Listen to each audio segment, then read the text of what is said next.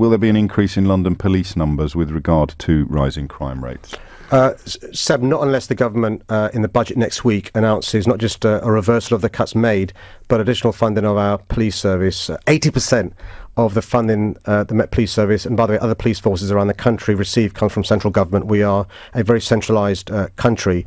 And so unless the government announces investment next week, and I met the Chancellor yesterday and lobbied him to get more investment for our police service. Where would the money come from? I mean, you're of the view, with regard to Brexit, that we're going to be worse off after leaving the European Union. I watched Theresa May's speech, and she said austerity's over in her conference speech. She said it 3 times before, though, as you well know. If austerity's over, then we should be invested in public services like the police, the NHS, youth services, preventative services. You're being a bit disingenuous now, because you know that whatever Theresa May might have said in her speech, you know that the economic reality is that we're going to have less money to spend on public services. You can't. I mean, even if the Prime Minister is blowing smoke up the nation's fundament, you can't then join in. Well, there's 2 things. She's seen the books, I haven't. So she's seen the books and then said, as a consequence, the age of austerity is over. You'll be aware from media reports this weekend of the windfall in relation to the studies done this weekend by the independent body saying actually the Chancellor's got more monies than he originally thought in relation to the amounts borrowed. But thirdly, there's a very easy way